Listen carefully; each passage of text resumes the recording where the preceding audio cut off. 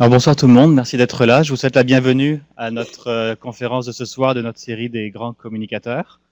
Nous en sommes à notre 6e saison maintenant. Et ça, c'est grâce à plusieurs partenaires qui nous appuient. Alors permettez-moi juste de les citer très rapidement. Il y a bien sûr la TELUC qui nous accueille ici ce soir et le Canal Savoir qui nous filme et qui nous diffuse à son antenne.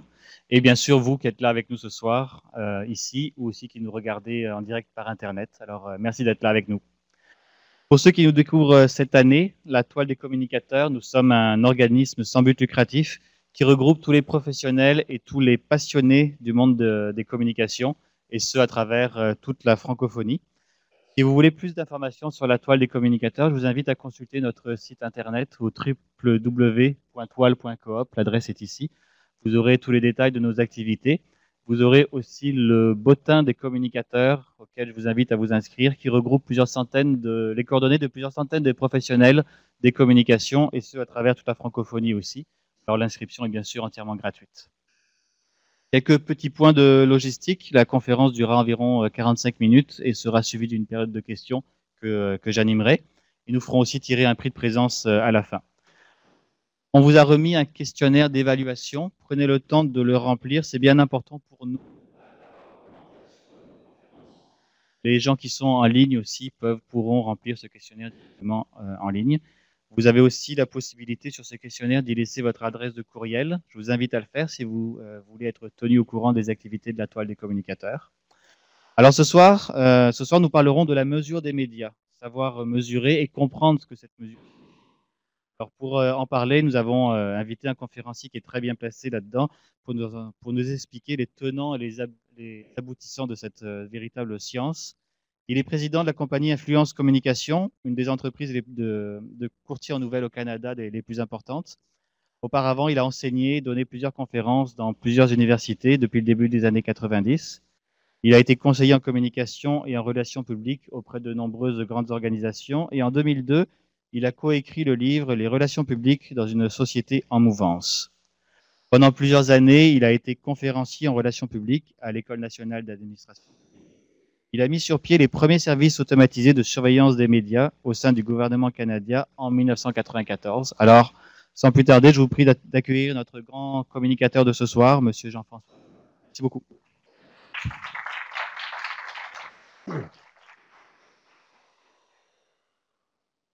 Alors, bonsoir. Enchanté d'avoir l'occasion de vous rencontrer et de partager avec vous un peu, d'abord, la passion des médias. Et en même temps, à chaque fois que j'ai l'occasion de rencontrer des gens, c'est toujours aussi une occasion. Pour moi, c'est un défi personnel. Il y a une fonction pédagogique, une fonction d'échange et d'apprentissage pour ma part, parce que le fait d'échanger avec les gens, ça favorise toujours des remises en question chez nous ici sur la façon dont on voit les médias, on analyse les médias, on travaille sur le dossier. Mais en même temps, je vais vous faire un aveu, il y a toujours aussi la partie démystification des médias. Parce qu'à chaque fois que je rencontre des gens, il y a toujours une espèce d'aura autour des médias et on idéalise beaucoup sur ce que sont les médias, ce que devraient être les médias. Les médias devraient être comme ça, les médias ne sont pas assez comme ça. Et le fait d'échanger, de rencontrer les gens et de leur expliquer notre point de vue, ben, c'est une occasion, c'est un défi personnel qu'on se donne de démystifier un peu la bête médiatique. On a l'occasion de voyager un peu et de participer à des conférences internationales. On était à Valence, en Espagne, il y a quelques mois, dans le cadre de la conférence News Exchange, qui est la principale conférence des radios et télédiffuseurs dans le monde, à laquelle participent tous les CNN, Fox, BBC, Al Jazeera de ce monde. Tous les grands pays de ce monde envoient leurs principaux médias, même les petits pays envoient leurs principaux médias, sauf le Canada, qui malheureusement cette année n'avait pas de représentant médiatique. Événement à laquelle on participe, nous, où on a l'occasion d'expliquer, de présenter un peu les grandes tendances dans les médias à travers le monde. On a l'occasion également de participer, cette année, on devrait aller en Jordanie au mois de mai pour une deuxième année consécutive où le Arab Broadcast Forum présente à chaque année une conférence des médias arabes de 23 pays et nous invite à faire l'analyse du traitement médiatique des pays arabes et de les comparer au monde occidental. Donc, à chaque fois, ça nous donne l'occasion, d'abord, nous, de travailler, de faire approfondir sur le monde médiatique ici et ailleurs. Et à chaque fois, on revient aussi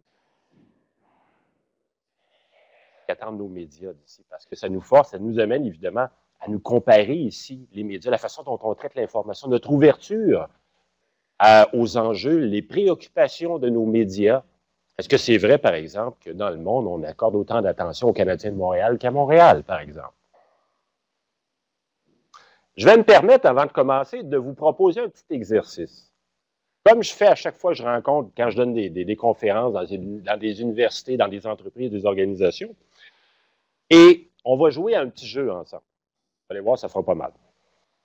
Je vais vous demander à brûle-pourpoint comme ça de me donner à votre connaissance, parce que si vous êtes ici, c'est que vous êtes bien des amateurs, des amatrices de médias, d'informations, ou à tout le moins des gens qui consomment de la nouvelle. Donc, pouvez-vous me dire à peu près ce qu'il y avait en une de la presse et du Journal de Montréal ce matin?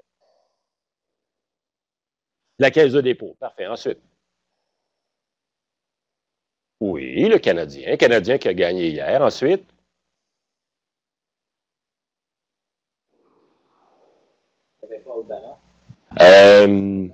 Oui, on a parlé d'Obama devant le Congrès. Ensuite, c'est quand même pas pire. Vous avez déjà 3 sujets qu'on a vus ce matin en une de la presse. Et là, on n'est pas rendu à la page 2, là, on est juste en une. Attendez un petit peu. Oui, OK. Ça, c'est le drame de Piémont. Ensuite. Oui.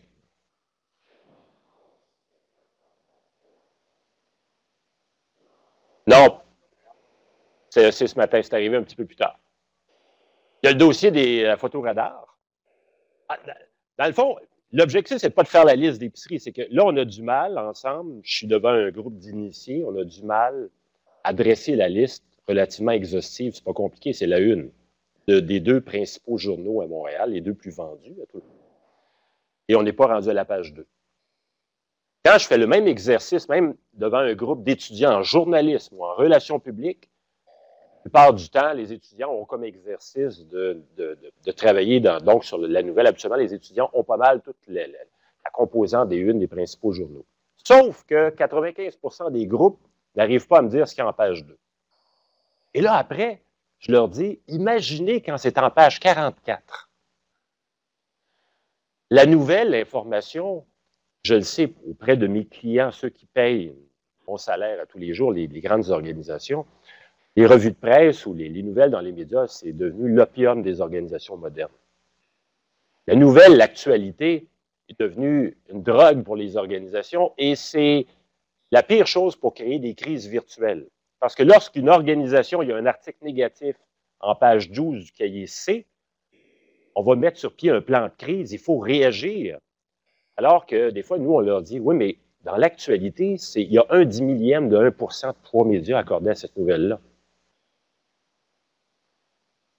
Imaginez-vous les gens sur la rue.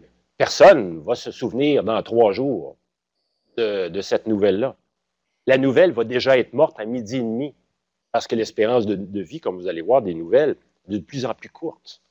Donc, ça permet en donnant une valeur à une nouvelle, ça permet de relativiser aussi l'importance d'une nouvelle. Oui, mais c'est important, ça nous concerne. Oui, mais personne ne va s'en souvenir demain. Et ça permet de relativiser et d'éviter des fois de sortir l'artillerie lourde pour tout et pour rien. Ça permet aussi en même temps d'évaluer pour les organisations qui font de la surcommunication, de surcommuniqués de presse, où ils sortent ça à la chaîne, ils impriment à tous les jours des centaines et des centaines. Ça permet de donner une valeur et de démontrer que ça ne donne rien de noyer le poisson, les médias n'en parleront pas plus. Donc, on va regarder un petit peu tout ça ensemble. On va s'amuser à faire le tour. D'abord, cependant, j'aimerais ça que on va jeter un œil sur le portrait médiatique. Le portrait médiatique au Québec, si vous le voulez bien. D'abord, il y a 2 saisons à l'actualité. Il y a la haute et la basse saison. La haute saison, on est en pleine haute saison. La haute saison, c'est de la fête du travail jusqu'à la Saint-Jean-Baptiste, avec une petite pause dans le temps des fêtes. La haute saison, c'est 7000 éléments de nouvelles en moyenne par jour au Québec. Au Canada, il y en a 30 000 en moyenne par jour. Pour vous donner des idées de grandeur, des ordres de grandeur, au Québec, il y a environ une dizaine de quotidiens. Il y en a 123 au Canada anglais et il y en a 5000 aux États-Unis. Quand une nouvelle perce le marché américain, il y en a beaucoup. Euh, la haute et la basse saison, c'est quand on tombe en basse saison, on va chuter vraiment dans le fin fond de la basse saison. Ça peut tomber jusqu'à 2000 nouvelles par jour, mais en moyenne, ça tourne autour de 3000. À la blague, et c'est une blague, mais c'est très représentatif de la basse saison, quand les quotidiens au Québec font un reportage de 2 pages sur les camps naturistes au Québec, habituellement, c'est vraiment parce qu'ils n'ont plus rien à dire. Les gens, ça se distingue entre autres par le fait que les gens qui font l'actualité, les politiciens sont en vacances. Ça ne le cache pas, ceux qui font les nouvelles ne sont plus là. Souvent, dans les salles de nouvelles, les journalistes réguliers sont en vacances. Méchamment, il y en a qui appellent ça la Ligue américaine des salles de nouvelles, mais il y a des journalistes de remplacement l'été. Et c'est ce qui fait que ce n'est pas le même volume. On a remarqué aussi en été que 5 environ de l'actualité, c'est les médias qui maternent. Comme par hasard, quand vous arrivez, à partir du mois d'avril, ça commence tranquillement, les médias se pratiquent, s'entraînent. On arrive au mois de mai. Mois de juin, mois de juillet, c'est très, très, très fort. On nous dit, comme si on ne le savait pas, à tous les jours, c'est 5 en moyenne du contenu de médias. On nous dit de faire cuire nos hamburgers, de boire de l'eau, faire attention parce qu'il fait chaud, de faire attention pour ne pas trop se fatiguer. Il y a 20 ans, on ne voyait jamais ça dans nos médias. Mais maintenant, on a l'impression même que c'est le même texte qu'on imprime à chaque année. C'est la même chose. Les médias qui nous maternent et qui nous représentent. Et même, on a l'impression que d'un journal à l'autre, c'est la même nouvelle. Si on avait l'occasion de garder les articles qui ont été parus l'été précédent, c'est les mêmes articles. Donc, ça, c'est une forme de remplissage. On fait du remplissage. Et c'est normal. Le plus bel exemple, parlez, si jamais un jour vous avez l'occasion de rencontrer un morning man, l'animateur de radio du matin, de l'inviter ici puis de lui poser des questions. Demandez-lui, qu'est-ce que tu fais le matin quand il n'y a pas de journal? Parce qu'en passant, 80 du contenu des émissions du matin à la radio, c'est tiré du journal. Alors, la journée de la Saint-Jean-Baptiste, quand les animateurs de remplacement remplacent les animateurs de réguliers, ils se grattent la tête parce qu'on cherche la nouvelle. Et là, l'été, c'est l'apothéose parce que tout est tranquille. On cherche vraiment de quoi parler. Alors, faites attention aux moustiques, attention aux épidémies de ci et de ça. Ce qu'on remarque aussi, la tendance dans les médias actuellement, c'est que les nouvelles meurent de plus en plus. 85 des nouvelles qui disparaissent en 24 heures. Quand je dis 24 heures, c'est beaucoup. Parce qu'il y a beaucoup de nouvelles. L'importante proportion des nouvelles, le corpus le plus important, disparaît habituellement avant midi. Il y a une forte consommation des nouvelles le matin. Prenez le line-up ou la liste abordée par des animateurs comme Paul Arcand, l'ensemble des morning man le matin, et vous pouvez à peu près savoir ce qu'il y avait dans le journal, parce que c'est normal, ils s'inspirent de ce qu'il y a dans le journal le matin. Ils prennent la nouvelle, font des entrevues, et la nouvelle, techniquement, elle se transforme, se métamorphose, et la nouvelle devient autre chose d'heure en heure. Donc, la nouvelle du matin, un journal a du poil au menton rendu à 10 heures le matin parce que la nouvelle est rendue autre chose. Donc, la nouvelle meurt excessivement rapidement. On remarque une polarisation très importante. C'est-à-dire que l'ensemble des médias, et je vous mets au défi même de dire le contraire, je suis certain que vous avez déjà eu cette perception-là, en lisant un journal ou l'autre, ou en écoutant une chaîne d'information continue ou l'autre. Vous voyez, je ne les nomme pas pour ne pas rendre personne incommodée. Mais il y en a deux. Alors, on a parfois l'impression que c'est le même texte qui se lit d'une station à l'autre. On a l'impression souvent que plusieurs médias parlent de la même chose dans le même angle. On a l'impression que l'ensemble des médias disent à peu près. Ça, c'est une particularité au Québec, le phénomène de polarisation. Plus fort encore même qu'au Canada anglais. On a des poids médias encore plus élevés au Québec sur des sujets qu'au Canada anglais, où on a des intérêts beaucoup plus horizontaux. On va couvrir l'ensemble du Canada. Au Québec, l'ensemble des médias se garochent sur la même nouvelle et le couvrent à peu près dans la même proportion, dans le même angle. Je vais dire une grossièreté, mais à la limite de la façon dont on couvre l'information au Québec, avec le peu de disparité, le peu de différence dans le traitement médiatique, on a trop de médias au Québec. On a trop de médias parce que la plupart des médias couvrent ça dans le même angle, de la même façon. On a très peur d'être différent du concurrent, mais ça pourrait s'expliquer en partie par le fait que la concurrence médiatique est tellement forte au Québec, on a tellement peur d'être à côté de la coche qu'on essaie de ne pas être trop différent des autres pour vraiment être sûr d'être sur le beat de la nouvelle. Ça, c'est une particularité des médias québécois. Il y a un bon côté à la presse québécoise comparativement au reste du monde, on est beaucoup moins tabloïd. Les arts et spectacles, les détails croustillants du monde artistique à la Paris Hilton, c'est beaucoup moins populaire au Québec, comparativement au reste du monde. D'ailleurs, anecdote comme ça que je vous raconte, quand j'étais à Valence, j'ai fait un jeu avec les gens dans la salle et je leur ai fait la liste des nouvelles les plus médiatisées, les gens les plus médiatisés, sans surprise. En 2008, personne la plus médiatisée a été Barack Obama. Et dans la catégorie non politique, donc dans la couverture non politique, la deuxième personne la plus médiatisée en 2008 dans le monde a été Madonna. Et qui a été la première personne la plus médiatisée dans la catégorie non politique? Je vais vous aider parce que vous ne le trouverez pas, c'est Nicolas Sarkozy. Parce que 55% de tout ce qui a été dit dans le monde, ça a été du potinage sur Sarkozy.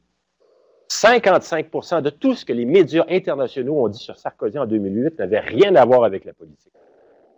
Ça vous démontre à quel point cette tendance-là tabloïde et potinage dans le monde, à quel point c'est fort.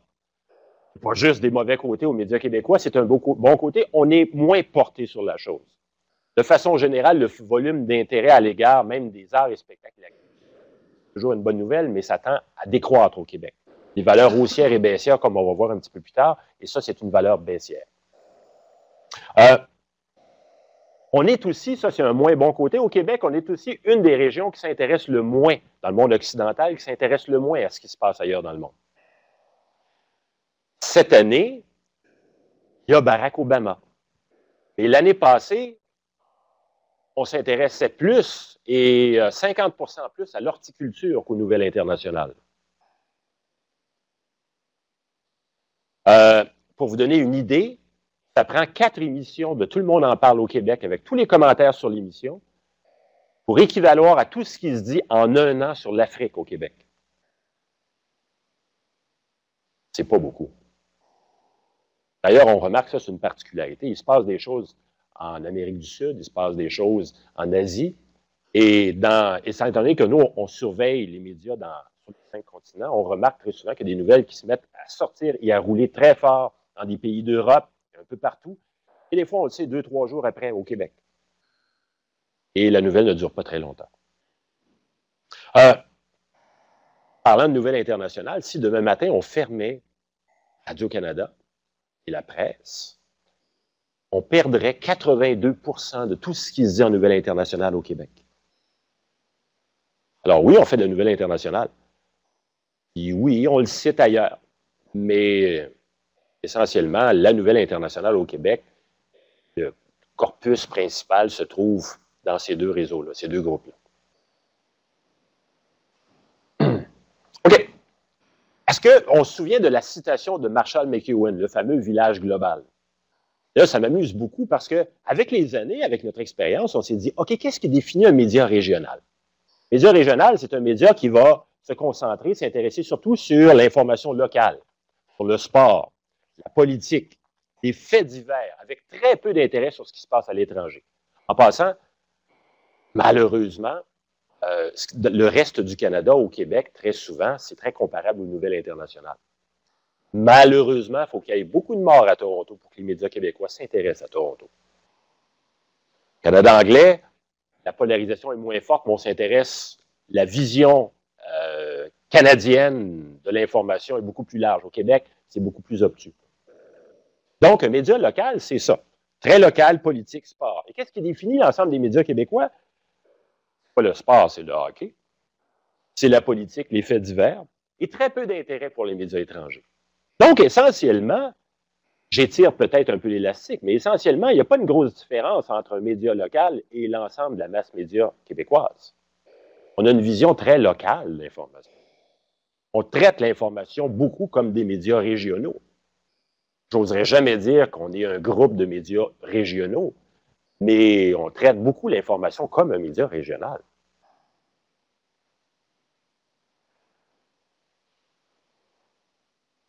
Vous avez entendu parler la semaine passée des péripéties du Canadien de Montréal. Alors, je me suis permis, je veux dire, on va voir si c'est vrai que l'information, c'est du sport. On va voir si c'est vrai qu'on accorde autant de place au sport au Québec. D'abord, sachez une chose, c'est que À travers le monde, le sport est toujours un des principaux thèmes. Ça nous console. Pas juste ici, mais dans 160 pays dans le monde, le sport en général est un des principaux thèmes les plus médiatisés. Cependant, au Québec, on ne couvre pas le sport.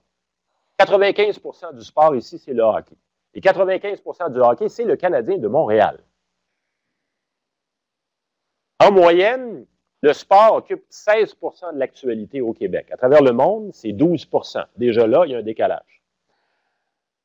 La semaine dernière, le Canadien de Montréal, avec les matchs du Canadien, plus la crise du Canadien avec les frères Costicine, plus la crise avec Kovalev, plus les commentaires des amateurs, plus les analystes, plus RDS, plus CKC, plus tout, ben, ça donne 20 pas 20 du sport, 20 de l'actualité québécoise. C'est beaucoup. Je refais un petit retour en arrière juste pour vous expliquer ce qu'on compte là-dedans quand on parle d'actualité québécoise. En fait, je voyais le plus simplement ce qu'on ne surveille pas. On ne surveille pas les publicités, les quiz à la télévision. On ne surveille pas les émissions de radio purement musicales où en 2 pièces, on va faire un commentaire. Ce n'est pas du contenu substantiel pour nous. On ne surveille pas les petites annonces ni la chronique nécrologique. Tout le reste est colligé, comptabilisé, analysé et calculé dans ce poids-là. De tout le reste, la semaine passée, 20 de tout ce que vous avez pu lire ou entendre au Québec dans les médias, c'était le Canadien.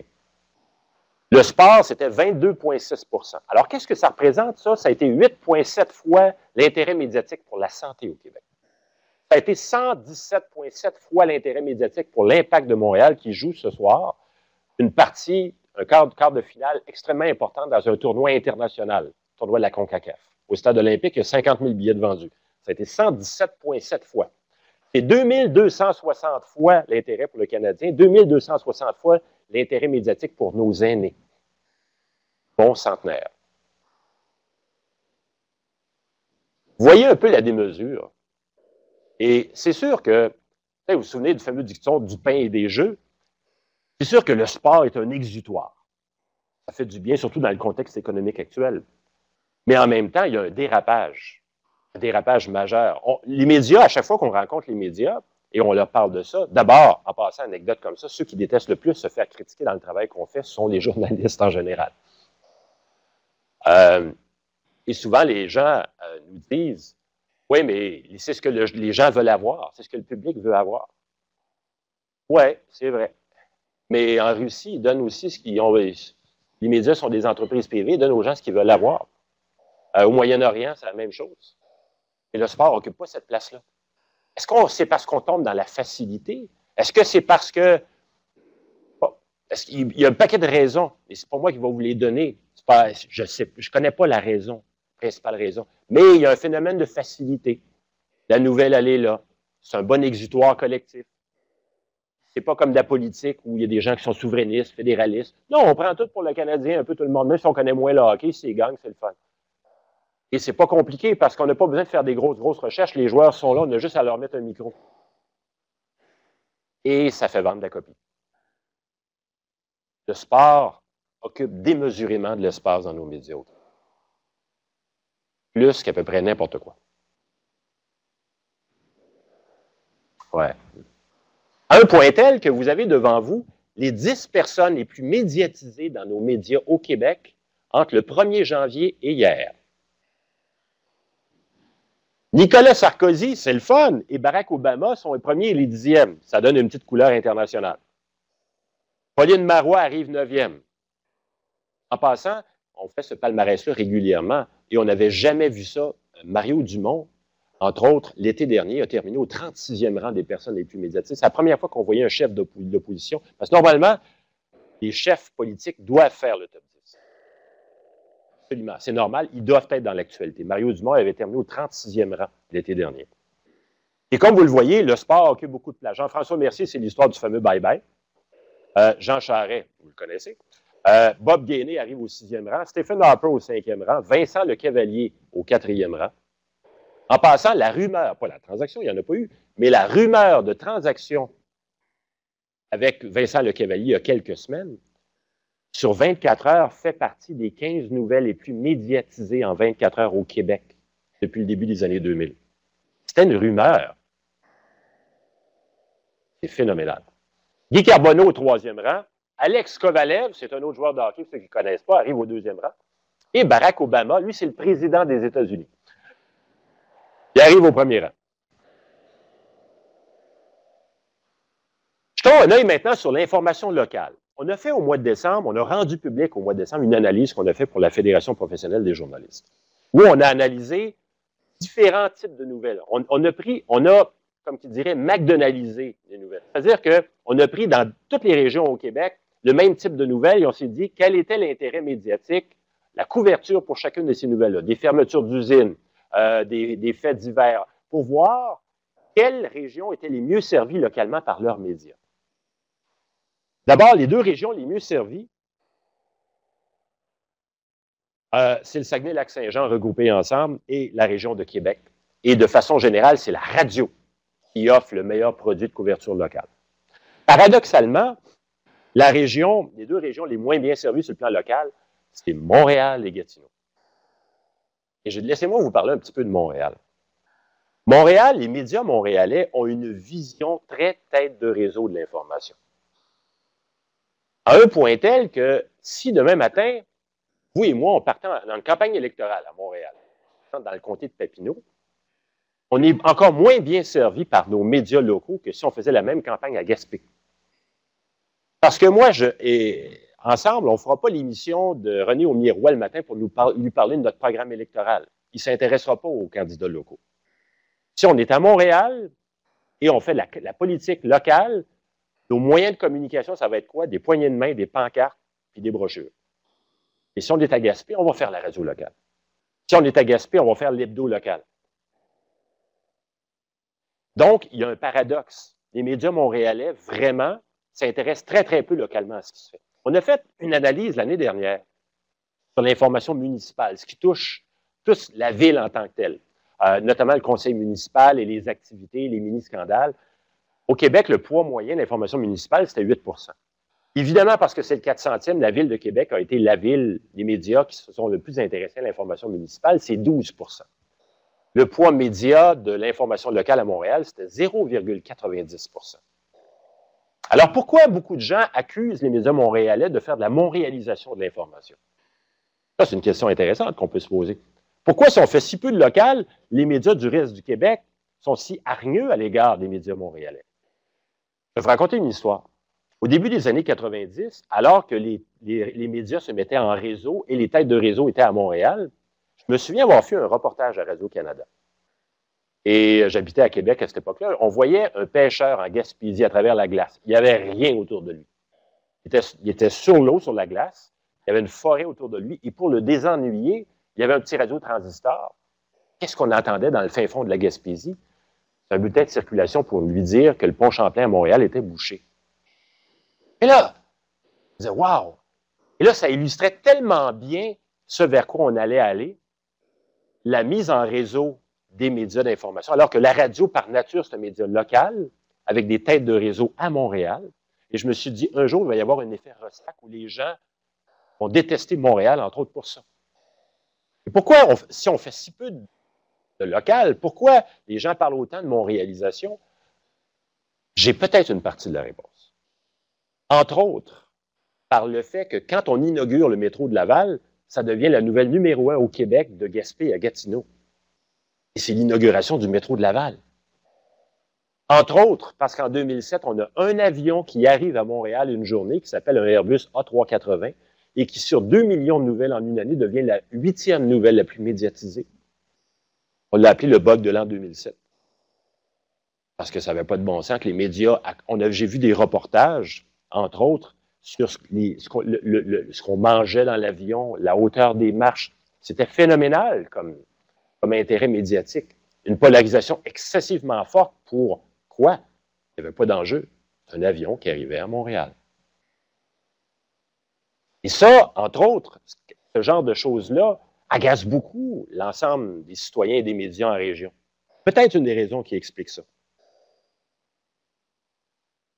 Vous avez ici devant vous, pour la période du 1er janvier 2008 au 31 décembre, Les thèmes, ce ne sont pas des nouvelles, ce sont les thèmes. La première colonne, c'est le poids média, donc la place que ces thèmes-là ont occupé dans l'actualité. La colonne du centre, c'est la moyenne au Québec entre le 1er janvier 2001 et maintenant.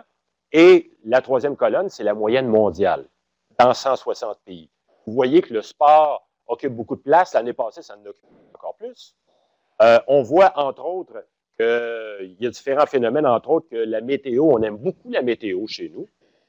La météo est au 9e rang. Le poids média moyen est de 1 à peu près à travers le monde. 20 supérieur au Québec, c'est 1,22, c'est la moyenne. Et l'année passée, c'est presque 3 fois la moyenne québécoise. Parce qu'on n'a pas eu un bel été et parce qu'il n'a pas arrêté de neiger l'hiver dernier. Les médias aiment ça. Le sport et la météo.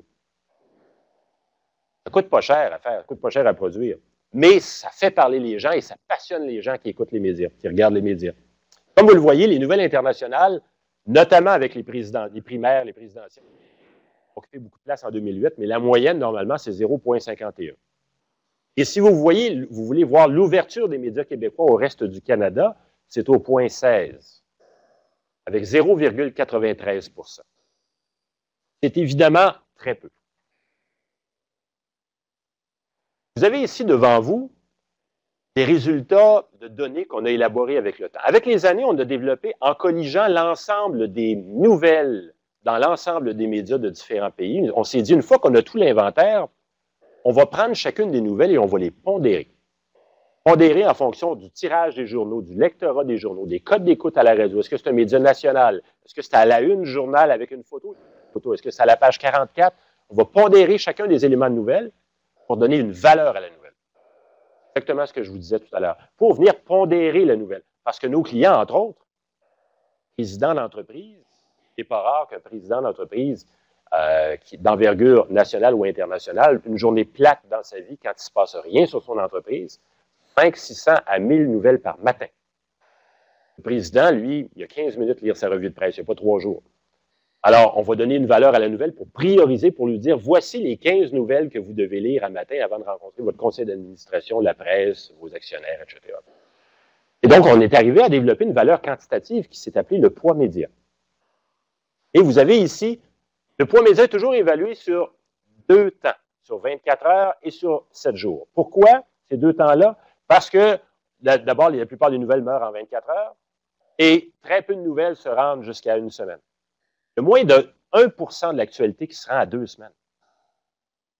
Donc, on vit à une époque du consommé-jeté en information. Les nouvelles vivent et meurent de plus en plus rapidement. Et c'est fascinant parce que ce qu'on a remarqué avec les années, c'est que bon an, mal an, le volume global de nouvelles au Québec augmente. Est-ce que je sache, il y a encore rien que 24 heures dans les journées. On vous livre de plus en plus de nouvelles. Le journal n'est pas plus épais. Les journaux ont juste 24 heures, mais on fait de moins en moins d'analyses. Les sujets, on passe de plus en plus rapidement. On surfe de plus en plus sur l'information. On va de moins en moins en profondeur. Et vous avez donc ici sur 24 heures, depuis la fondation de notre entreprise, depuis 2001 jusqu'à aujourd'hui, les 5 nouvelles sur 24 heures les plus médiatisées. Investiture de Barack Obama à travers le monde. On a analysé dans la plupart des pays, à travers le monde, ça a été une nouvelle extrêmement importante. C'est fascinant parce que la région du monde qui s'est le moins intéressée à l'investiture de Barack Obama, c'était le Moyen-Orient, et son poids média a été de 31 % en 24 heures, ce qui est énorme. Et c'est la région qui a accordé le moins d'espace. Le pays qui a été le plus discret sur la sermentation de Barack Obama, c'était la Russie, où les quotidiens ont traité la nouvelle à l'intérieur de leur journal et non en une. La plupart des quotidiens n'ont pas traité la nouvelle en une, avec comme nouvelle principale. Vous avez ici les mêmes données, mais sur 7 jours. Le 11 septembre 2001 est la nouvelle sur 7 jours la plus médiatisée dans l'histoire du Québec. Si on mettait sur une cassette tout ce qui s'est dit dans le monde pendant les 24 premières heures du 11 septembre 2001 au 12 septembre 2001, vous pourriez réécouter tout ce qui s'est dit en radio-télévision 24 heures par jour pendant 30 ans. L'investiture de Barack Obama arrive deuxième. Les élections provinciales de mars 2007, c'est fascinant parce que jamais on avait autant parlé d'une campagne électorale à ce moment-là et jamais on a si peu voté. Le début de la guerre en Irak a été très important.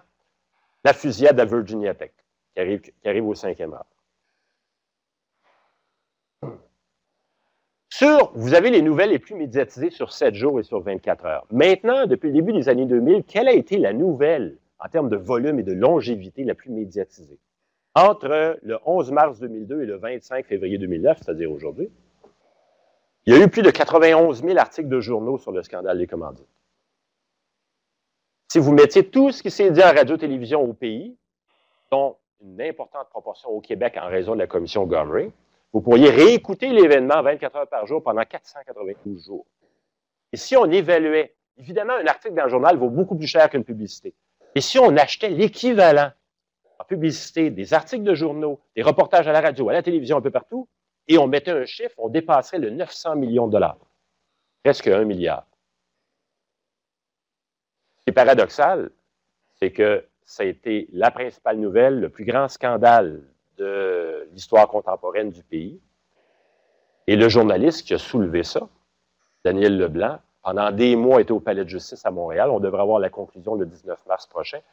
Mais risque d'aller en prison parce qu'il ne veut pas dévoiler le nom de sa source.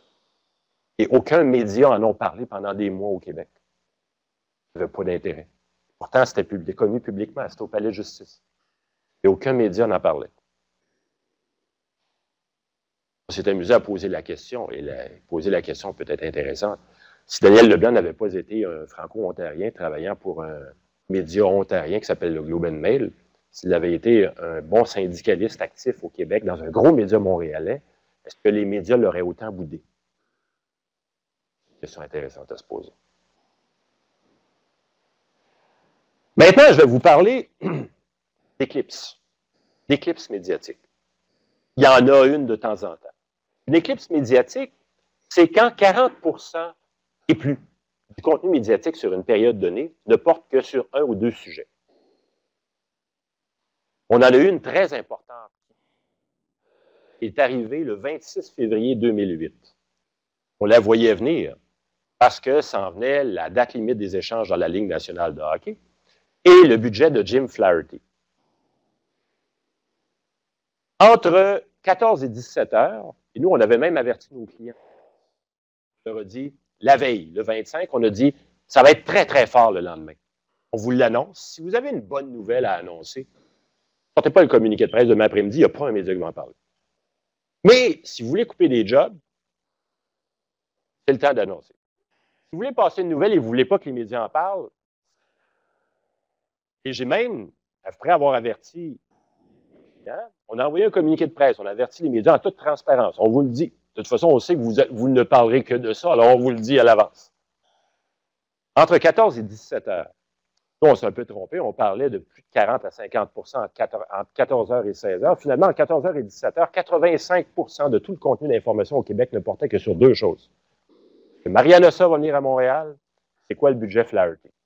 En fait, Marianne Hossa, le Canadien, la date limite des échanges en Ligue nationale, il y a un petit peu le budget Flaherty.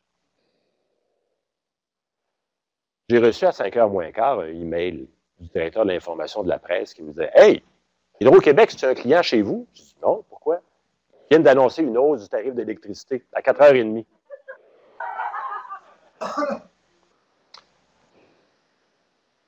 Il me dit « C'est pas grave, on va en parler pareil demain matin dans le jour. » J'ai fait à peu près un pouce carré, un petit encart sur la une. Il n'y a pas une émission du matin, le lendemain matin, qui en a parlé. On ne parlait que de Marianne Hossa, qui n'est pas venue à Montréal. Et la nouvelle fait partie des 10 nouvelles les plus médiatisées au Québec en 2008. Et je suis convaincu qu'il y a d'autres nouvelles comme ça qui sont passées dans le beurre parce que c'était un excellent moment pour faire du camouflage de mauvaises nouvelles. Vous devez l'annoncer publiquement, mais vous ne voulez pas trop que les médias en parlent. Dans ce temps-là, c'est une excellente opportunité pour les entreprises de pouvoir faire de la communication publique, mais de minimiser l'impact. On ne veut pas mentir aux médias, on ne veut juste pas trop qu'ils en parlent. Donc, c'est ce qu'on appelle de jouer avec le trafic de nouvelles, de jouer avec la lourdeur, le poids médiatique des nouvelles. Vous voyez, ça, c'est le genre d'application qui est très utile. En passant, 4 mars prochain, c'est la prochaine date limite des échanges dans la Ligue nationale de hockey. Si vous connaissez des entreprises qui ont des mauvaises nouvelles à annoncer, ce sera certainement un autre bon moment pour le faire. On continue de faire un peu d'évaluation. Et là, on va parler peut-être un peu, on s'amuse, nous, à parler de la réincarnation de la théorie du chaos, la théorie du chaos médiatique. On a découvert avec les années, au Québec, aux élections provinciales, aux élections fédérales, dans les courses à la chefferie, on a fait la couverture ontarienne provinciale, on a fait la couverture américaine. Et on a découvert que les médias avaient l'œil très juste. D'abord, depuis qu'on fait ce genre d'évaluation-là, les médias arrêtent de dire qu'ils donnent une couverture équilibrée à chacun des partis politiques parce qu'il n'y a rien de plus faux. On a découvert que l'attention médiatique accordée à chacun des partis est généralement très, très près du résultat final de l'élection. Et on l'a découvert, on était tellement estomaqués, je ne m'arrête pas de me demander pourquoi, s'il vous plaît. On ne le sait pas, on ne l'a pas découvert encore. Mais on a découvert que c'est fascinant parce que l'attention à chacun des partis, à la fin, ressemble tellement au résultat final. Et là, on s'est mis, la journée du scrutin, avant d'avoir les résultats, bien sûr, à publier un communiqué de presse. C'est-à-dire, voici le poids média à chacun des partis. Et vous avez donc, lors de la dernière élection provinciale 2008, la colonne du poids média de chacun des partis avec la marge d'erreur en bas qui a été de 1,60 %. Vous avez la marge d'erreur de démocratique, la meilleure marge d'erreur. Ensuite, de léger marketing et de crop du 5 décembre. C'est une élection. On s'est dit, ça peut être un accident. On va aller faire un tour à l'élection fédérale au Québec. Une marge d'erreur de 1,2 %. Vous voyez le poids média accordé au Bloc québécois, accordé au Parti conservateur, aux libéraux. Ce n'est jamais arrivé, des fois la marge d'erreur peut varier, jamais arrivé qu'on s'est trompé. En fait, que les médias se sont trompés. Quand on a commencé à faire ça en 2003, entre autres, ça c'est une particularité de la campagne provinciale qu'on avait vécue. Au début, Bernard Landry était le chef le plus médiatisé. On a découvert avec les années, à chacune des campagnes, que le chef le plus médiatisé est celui qui gagne. Mais médiatiquement, autour du débat des chefs, il s'est passé quelque chose et Jean Charest est devenu le plus médiatisé et c'est lui. Vous avez ici la dernière campagne, pas la dernière, mais l'avant-dernière campagne provinciale, il s'agit de mars 2007. Avec le poids de chacun des partis, la marge d'erreur, et à ce moment-là, les médias ont eu la marge d'erreur la plus mince, 1,60, comparativement à Léger, Strategic Council, puis Crop. Et est-ce que, la fameuse question qu'on se pose, est-ce que c'est les médias qui influencent le vote? Est-ce que les médias sont un reflet des intentions de vote? On a découvert aussi, entre autres, avec les années, c'est qu'à chaque fois qu'un sondage est publié, on aime ça, les sondages chez nous. Chaque fois qu'un sondage est publié, le parti qui est favorisé, son poids augmente de 1 % en 24 heures parce que le sondage favorise un parti. Les médias y accordent plus d'attention. Et il y a un effet d'entraînement un peu comme la saucisse high grade. Plus on en parle, plus on s'intéresse à un parti, plus les intentions de vote augmentent, plus les intentions de vote augmentent, plus on s'y intéresse. Donc, il y a un effet d'entraînement. Mais c'est jamais arrivé qu'un chef ou un parti le plus médiatisé perde une élection. Et ça, on ne considère pas le ton de la couverture. C'est pas arrivé, mais à la limite, on pourrait casser du sucre sur le dos de quelqu'un très longtemps. S'il est le plus médiatisé dans ce qu'on a vu jusqu'à maintenant, on pourrait se tromper un jour, mais jusqu'à maintenant, dans ce qu'on a vu, le parti le plus médiatisé est celui qui gagne.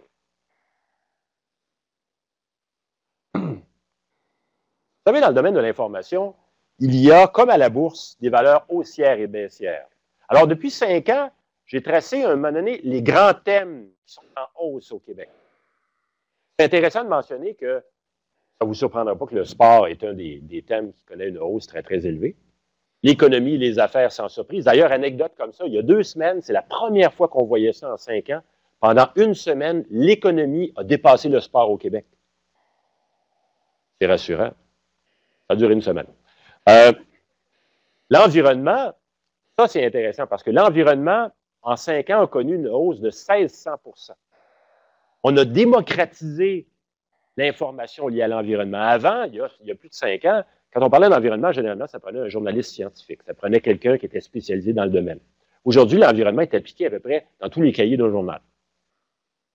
À la consommation, de le sport. Je ne sais pas si on parle beaucoup d'environnement dans le sport, mais dans la plupart des cahiers, on s'intéresse à l'environnement. Et cependant, ce qu'on a remarqué, puis ça, c'est une inquiétude, c'est que pour la première fois en 5 ans, l'année passée, ça s'est remis à descendre. Anecdote comme ça, dans la campagne fédérale, vous savez, on a deux campagnes qui sont suivies. Dans la campagne fédérale, l'environnement a été un des principaux thèmes les plus médiatisés, qui a suscité le plus d'attention dans la campagne électorale. Au Québec, on n'a à peu près pas parlé. La campagne provinciale, c'est complètement disparu de ça. Et quand on parle de poids média en campagne électorale, il faut savoir une chose. C'est à peu près tous autant que vous êtes, la plupart des gens, vous ne lisez jamais un programme électoral de parti. Combien d'assemblées politiques avez-vous participé dans la dernière campagne électorale? On ne vit la chose politique de façon générale que par procuration, qu'à travers les médias. Donc, ce que les médias font et rapportent de la chose politique, ça a une influence fondamentale sur notre perception. Nous, on ne sonde pas l'opinion publique. On évalue ce qui l'influence. Et les médias constituent un accélérateur, constituent un élément fondamental pour influencer les médias, influencer le public. Donc, l'environnement, c'est un élément à surveiller qui a baissé l'année passée et qui, cette année, continue à baisser. On a atteint le sommet, puis on recommence à descendre, on s'est blasé un petit peu. Est-ce que, autre question pertinente aussi, est-ce qu'à force de crier au loup, une espèce de phénomène d'érosion, parce que pendant des années, quand on parlait d'environnement, on disait toujours « attention, si on ne fait pas attention, il va arriver ça, attention, attention », puis à force de crier au loup, à un moment donné, une espèce de désintérêt, oui, on l'a déjà vu, on l'a déjà vu. Donc, ça peut être des questions intéressantes à se poser. La santé est un thème qui connaît beaucoup un regain d'intérêt dans les dernières années. Le poids média, généralement, de la santé au Québec, c'est 1,8 %. C'est même supérieur au Canada anglais, qui est 1,5 %. Ce qui est intéressant dans le domaine de la santé, c'est qu'on a analysé l'année dernière, on a fait une corrélation entre les maladies à incidence mortelle et leur médiatisation, pour découvrir qu'il y avait des modes, des tendances. La maladie à incidence mortelle la plus médiatisée au Québec, c'est le sida. Selon Statistique Canada, c'est la maladie qui représente le 22e taux de mortalité en termes de maladie à incidence mortelle. On a découvert aussi que, selon Statistique Canada, le cancer du sein et le cancer de la prostate ont des taux de mortalité à peu près équivalents. Et pourtant, on parle 8,5 fois plus, les médias s'intéressent 8,5 fois plus au cancer du sein qu'au cancer de la prostate. Il y a à peu près une vingtaine d'événements de financement pour la recherche sur le cancer du sein pour le cancer de la prostate. Notre objectif n'était pas de porter un jugement sur les mouvements, mais plutôt de voir, d'établir des tendances dans la couverture de l'intérêt médiatique. Les gens, notamment les porte-paroles, entre autres de Procure, une des associations liées au financement de la recherche sur le cancer de la prostate, disait un des défis qu'on a, c'est c'est difficile de trouver des porte-paroles. Les médias disaient c'est pas le genre de maladie très populaire. En parler, dans les médias, les gens souvent ne veulent pas venir en parler, les médias hésitent à en parler. C'est des raisons qui expliquent ça. Et dans les faits, on voit qu'il y a des modes qui sont peut-être motivés aussi par la force de groupes militants ou par le financement ou pour toutes sortes d'autres raisons. Et même dans le domaine de la santé, des tendances. Ce qu'on a découvert aussi, c'est que l'année passée, on a beaucoup parlé de la santé. Pas parce que ça allait mieux dans les urgences ou parce que ça allait plus mal. Parce qu'on avait des crises alimentaires. On avait la listériose. Et là, on a dépassé des sommets en termes d'intérêt médiatique pour la santé. Souvenez-vous d'une chose aussi, on a souvent la perception que l'importance d'un phénomène de société est directement proportionnelle à sa médiatisation. On pense souvent que plus les médias en parlent, plus c'est important. Ben, c'est pas vrai. Parce que si c'était vrai, on s'intéresserait pas mal plus aux urgences, parce que ça va pas mieux dans les urgences, puis on n'en parle pas. On ne s'intéresse pas aux aînés, on ne s'intéresse pas à la pauvreté. On s'intéresse très peu à la violence chez les jeunes, sauf quand Montréal-Nord est en feu. Parce qu'il y a des modes dans l'information. Le rôle du journaliste, c'est quoi? Le rôle du journaliste, c'est d'informer. Le rôle du média, ce n'est pas d'informer, c'est une business, l'information. L'information est devenue un produit. Le rôle du média, c'est de faire de l'argent. C'est comme ça que ça fonctionne. C'est pour ça que les gens idéalisent souvent les médias. Ouais, mais les médias devraient être plus comme ci, comme ça. Replaçons les choses en perspective. Même notre société d'État cherche à avoir des bonnes cotes d'écoute. Même à la radio où on ne vend pas de pub. Et même quand c'est... Tu sais, des fois, on dit c'est pour vendre la copie. Quand la presse sort un gros dossier, même si la presse ne vend pas vraiment beaucoup plus de copies, on met souvent ça sous le couvert de l'ego commercial. On parle de la convergence, la guerre, entre autres, entre les grands quotidiens. L'ego commercial des salles de nouvelles est excessivement important.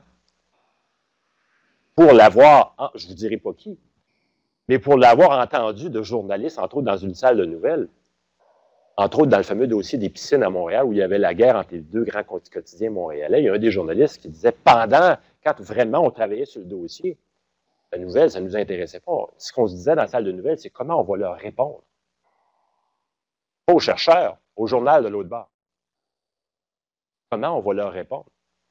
Ça vous démontre à quel point la guerre commerciale entre les médias vient moduler le traitement de l'information, vient moduler la façon dont l'information est traitée. Puis nous, on gobe ça, puis on dit, les médias le disent. Posez-vous la question quand vous lisez un journal, pourquoi on me présente cette information-là en une? Vous n'êtes jamais demandé, entre autres, pourquoi la nouvelle, généralement, commençait en page 1, puis après ça, les grosses nouvelles, outre les dossiers maison, commençaient en page 1, puis partaient en page 4, en raison des dossiers maison des journaux. La presse s'est mise à faire ça régulièrement. Le Journal de Montréal s'est mis à faire ça régulièrement, entre autres. Leur dossier maison est en page 2, 3. Ce sont des dossiers qu'eux autres sont souvent très bons, font et développent. Donc, les grosses nouvelles dans l'actualité commencent en 1, puis repartent en page 4. Et nous, comme citoyens, on a l'habitude de se dire, plus c'est au début du journal, plus c'est important. C'est ça, c'est de développer ce sens critique-là à l'égard de l'information, du positionnement de la nouvelle. Pourquoi on dit ça à cet endroit-là? Pourquoi on me présente cette nouvelle-là? La politique, ça aussi, c'est un autre de nos sports nationaux. Les affaires judiciaires, c'est clair, ça occupe toujours beaucoup de place. On aime bien ça. On n'est pas potineux beaucoup sur le monde artistique. Le monde judiciaire, on aime bien ça au Québec. Qu'est-ce qui est en baisse? Vous remarquerez qu'il y a une tendance là-dedans. Tout ce qui touche le tissu social, c'est à la baisse. Prenez en 2008 tout ce qui s'est dit au Québec sur la pauvreté, les aînés, les Autochtones, ça équivaut aux cuisines et aux recettes dans les médias. La pauvreté, les aînés et les Autochtones. Les adolescents, la violence chez les jeunes, chez les personnes âgées. Évidemment, lorsqu'une personne âgée se fait donner une volée dans un foyer, ça fait des bonnes photos, ça fait un bon reportage. Ça a-tu fait mal, madame? Ça fait un bon reportage. Et le reste du temps, on ne s'y intéresse pas. Et souvenez-vous d'une chose, on a souvent l'impression que quand les médias parlent d'une chose, c'est parce que c'est important. À l'inverse, s'ils n'en parlent pas, c'est parce que ce n'est pas important, parce que ça n'existe pas. Oui, mais on a déjà parlé des urgences, ça ne va pas mieux. OK, bien, une fois qu'on s'est dit ça, qu'on admet ça, il faut développer notre sens critique à l'égard des médias. Ce n'est pas parce que les médias n'en parlent pas que ça n'existe pas. Ce n'est pas parce que ça va très mal, ce n'est pas parce que les médias n'en parlent pas que ça va bien. Et plus les gens développent ça, et plus les gens deviennent critiques à l'égard des médias, et plus les gens fuient très souvent les médias. C'est pour ça qu'il y a une fuite de l'auditoire, du lectorat des médias. Les gens deviennent de moins en moins fidèles à leurs médias traditionnels. Ils vont ailleurs, notamment dans les médias sociaux, notamment dans l'ensemble des nouvelles technologies où ils vont chercher de l'information. Donc, regardons les tendances lourdes dans les médias. Parce qu'on vous livre de plus en plus de nouvelles et que les nouvelles, les journées ont encore la même longueur, on est obligé de couper quelque part. Donc, on coupe dans l'espérance de vie des nouvelles. Depuis une dizaine d'années, le volume de nouvelles a cru d'environ 20 20 Il y a des années, ça baisse un peu, ça remonte, mais la tendance est constante. L'espérance de vie, il y a une dizaine d'années, 69 des nouvelles mourant en 24 heures, c'est 85 On remarque chez les médias une très, très forte polarisation. Je vous l'avais dit tout à l'heure, polarisation, c'est que tous les médias parlent à peu près de la même chose dans le même angle. Et clonage, c'est qu'on a l'impression des fois qu'il y a quelqu'un qui écrit un texte puis il l'envoie à LCN puis à RDI. J'ai l'impression que c'est le même texte qui est lu dans les deux stations. Le jeu des alliances, évidemment, ça, c'est la convergence. Qui, très souvent, va venir, la guerre entre les médias va venir affecter le traitement de la nouvelle. La personnification des médias. Je vous raconte un exemple. Il y a quelques années, lorsqu'on arrivait, entre autres, à la presse, au rez-de-chaussée de la presse, on voyait les presses de la presse. C'était la vedette de la presse. Je ne sais pas si vous êtes passé devant la presse dernièrement, mais on ne voit plus les presses. Parce que les fenêtres sont couvertes par des affiches géantes où on voit les vedettes de la presse. Donc, le média, maintenant, c'est personnifié. Avec les années, la vedette, c'est plus le média. La vedette, c'est l'individu. Avant, les gros égos, on ne les avait qu'à la radio et à la télévision. Il y en a, croyez-moi. Maintenant, on les a aussi dans les journaux. Le vedettariat a pris énormément de place dans l'ensemble des médias. Donc, les médias sont un peu désincarnés, ce sont devenus des individus. En fait, la bête, la machine médiatique devient des individus. De plus en plus, on remarque un désintérêt de tous les enjeux sociaux à faible rendement parce qu'on le sait que ça fait 25 fois qu'on parle de violence dans les foyers. La violence, le taxage à l'école. Oui, on va faire un dossier spécial, mais c'est pas hot comme nouvelle. C'est bien mieux de parler de Kovalev qui a fait une déclaration dans un journal. Puis, ce ne sont pas des nouvelles qui vivent très longtemps. Et ça demande du travail, ça demande de la recherche. Comme la nouvelle internationale, à moins de reprendre des dépêches des groupes internationaux, ça demande du travail, ça coûte cher, ça demande du temps. Et ce qu'on remarque, je vous parlais des pages 2 et 3 de certains journaux, les médias commencent à créer leurs propres nouvelles. Quand un journal achète un sondage, il achète une nouvelle, il crée sa nouvelle. La guerre entre les médias, ça fait de la nouvelle, le journal qui répond à l'autre et qui se relance. Quand un certain journal est capable de prendre l'autre journal en défaut, il attaque fort, ou il attaque il détope un journal, puis ils disent qu'ils font de la convergence, puis certains gens disent qu'au Québec, il y a deux groupes, il y a les convergents et les non-alignés qui convergent. Blanc, bonnet, bonnet, blanc. C'est une perception. Les dossiers maison, je vous en ai parlé. Et l'autre chose, une tendance que j'ai vue en émergence qui me frappe beaucoup, c'est les nouvelles commanditées. J'avais jamais vu ça. J'ai vu l'année passée, vous l'avez sans doute vu, le Journal de Montréal qui a commandité la réfection d'une cour d'école. Pas québécois, c'est le Journal de Montréal qui a été un des commanditaires pour payer la réfection d'une cour d'école qui faisait dur. C'est gentil, mais le journal, le journaliste est au cœur, c'est lui qui crée sa propre nouvelle. C'est important de le savoir. C'est quoi l'impact de tout ça sur nous autres, les citoyens? D'abord, le fait d'être bombardé de plus en plus de nouvelles, de plus en plus d'informations, ça développe ce qu'on appelle une connaissance horizontale. Vous et moi, on a une connaissance très horizontale. On est d'excellents généralistes. Les arrière-grands-parents auraient pu ce soir, avec leur connaissance très verticale, vous parler pendant des heures de la culture de la patate. Moi, ce soir, je suis très horizontal, je pourrais vous parler d'à peu près n'importe quoi. Mais pas longtemps. En surface, on surfe sur l'information.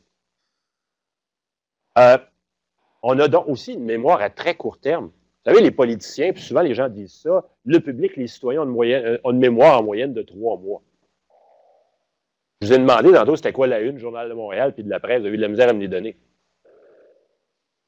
Alors, c'est phénoménal. On est tellement bombardé qu'on oublie vite. On est obligé de sélectionner ce pourquoi on va faire un effort pour s'en souvenir. Il y a également le phénomène de l'opinion minute. Moi, j'appelle ça la génération micro-ondes. On écoute la radio le matin, puis l'animateur, c'est intéressant, il a l'air convaincant. Je suis d'accord, vous avez une opinion. Vous êtes dans l'auto, vous écoutez une autre station. Ouais. Je viens d'avoir une autre opinion sur le Moyen-Orient.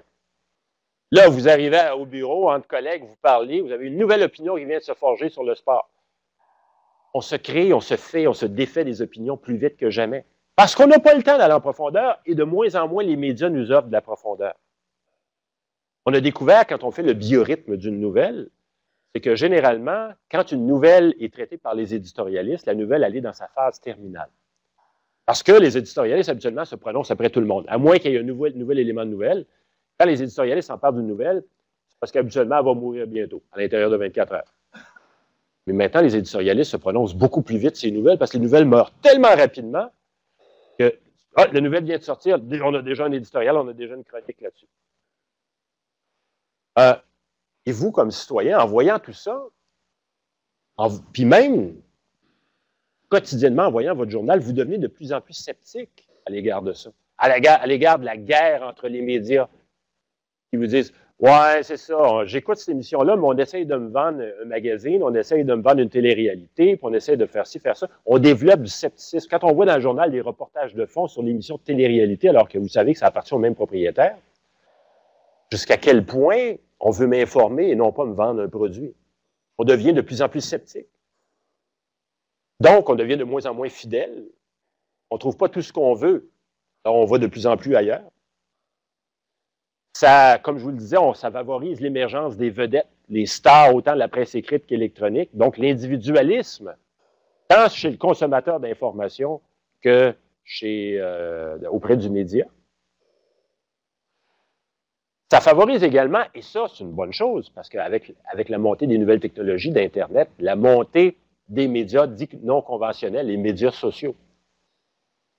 Et ça inquiète beaucoup les médias traditionnels parce que, vous savez, une des choses qui intéresse le plus dans les conférences internationales, les médias internationaux, c'est comment faire participer les citoyens au développement de la nouvelle.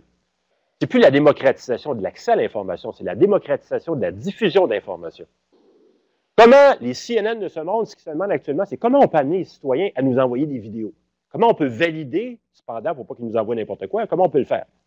Les médias au Québec, on n'est pas sûr encore. On va y penser. Ah, c'est effrayant parce que là, on ne peut pas contrôler, puis c'est difficile de pas le faire. Il y a beaucoup de résistance. Mais si les médias traditionnels ne réagissent pas, c'est un train qui s'en vient. Si un média traditionnel ne réagisse pas, les citoyens vont le faire pareil. Ils vont juste faire le tour, passer à côté des médias. Les médias se doivent d'établir un nouveau partenariat avec les citoyens, les amener à participer. Pas juste à remplir un sondage s'ils aiment ça ou s'ils n'aiment pas ça, ou laisser leur adresse de courriel pour recevoir de la publicité. Non. Le citoyen veut donner son opinion. Le citoyen veut son 15 minutes de gloire. Le citoyen veut être à la télé. Il veut avoir son nom.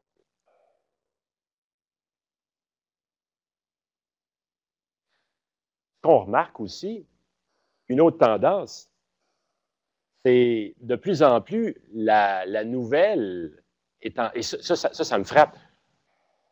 De plus en plus, la nouvelle, écoutez, on est rendu à une commercialisation extrême. Le média d'information est devenu un business dont le mandat premier n'est pas d'informer, mais de faire de l'argent. Je ne serais pas étonné à ce qu'un jour, on finisse même par commanditer de la nouvelle. Cette tempête de neige d'aujourd'hui, vous êtes présenté par telle compagnie d'assurance. On en est rendu, je caricature et j'exagère, je l'admets. Mais on s'en va peut-être dans cette direction-là. Et l'ensemble des citoyens ensemble qui vont sur Facebook, sur Twitter, sur les blogs, un peu partout, et qui participent, qui envoient des courriels. Avant, là, il y a quelques années, ça prenait 5 à 10 minutes à envoyer une lettre. Il fallait trouver une lettre, il fallait l'écrire, corriger nos fautes, lécher le thème, coller ça sur une enveloppe, aller porter ça dans la boîte à lettres, puis attendre une semaine que ça se rende. Aujourd'hui, c'est 7 secondes à envoyer un courriel. Zip, zap, zip. Puis on ne se barre plus bien pour les formalités. Hein. Même pour les fautes, dans plusieurs des cas. Donc, les gens utilisent ça d'une façon très, très large. Et sur Internet, ça favorise également la création de nouveaux profils d'individus. Quand vous êtes devant votre écran, vous êtes un peu plus voyeur. Quand vous êtes devant votre écran, vous avez l'impression que vous êtes un peu à l'abri des regards. Vous formez une collectivité d'individualistes. Vous savez que vous êtes tout seul, vous pouvez penser à vous. Il n'y a personne qui va me dire quoi faire, je vais aller où je veux, je vais aller lire les... Je ne suis pas pris pour écouter une émission de façon linéaire, je peux aller voir ce que je veux. Mais je sais qu'en gang, j'ai un poids.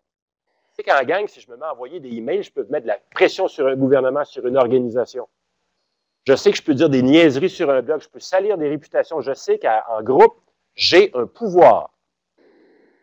De là, la collectivité d'individualistes, maintenant, qu'on voit émerger et qui veut participer non seulement au processus démocratique, mais qui veut participer à avoir son 15 minutes de gloire et diffuser de l'information, montrer son vécu à ses amis, à sa communauté ou dans des médias traditionnels.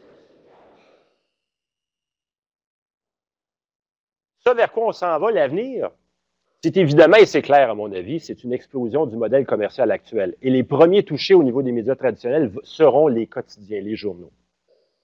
Il ne serait pas étonnant même que d'ici quelques années, on voit apparaître non seulement un nouveau modèle, peut-être qu'on va voir plus de quotidiens gratuits à Montréal, des médias pour lesquels on payait avant et qui maintenant vont être un peu plus gratuits. Il y a peut-être éventuellement, encore là, c'est de la spéculation, on va peut-être voir, et je ne serais pas surpris, non seulement en raison de la faible disparité dans le traitement d'informations et de la très forte concurrence des médias, je ne serais pas surpris de voir au moins un média important disparaître au Québec dans les prochaines années. Peut-être même particulièrement dans la presse écrite d'abord. Parce que c'est ce qu'on voit ailleurs dans le monde.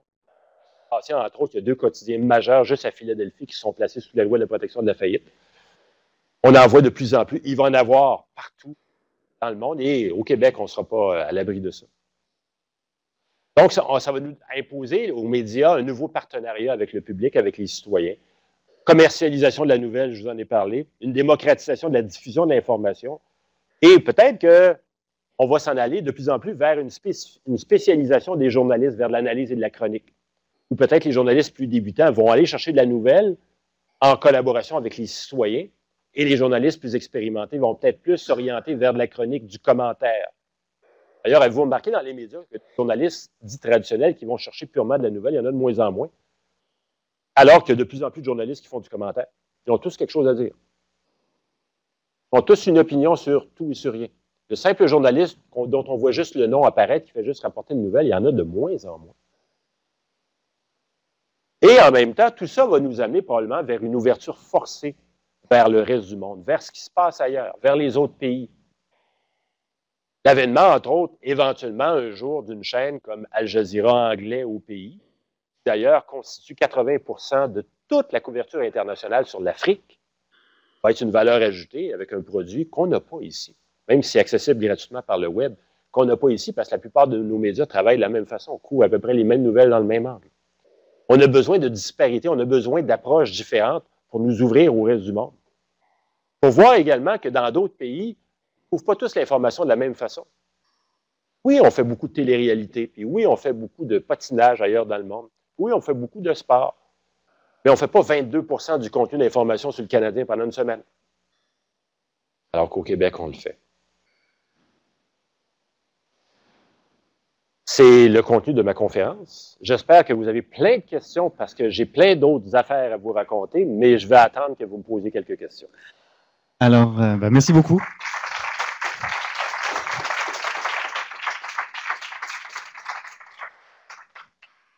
Donc, on va quand même prendre le temps merci beaucoup de poser quelques questions.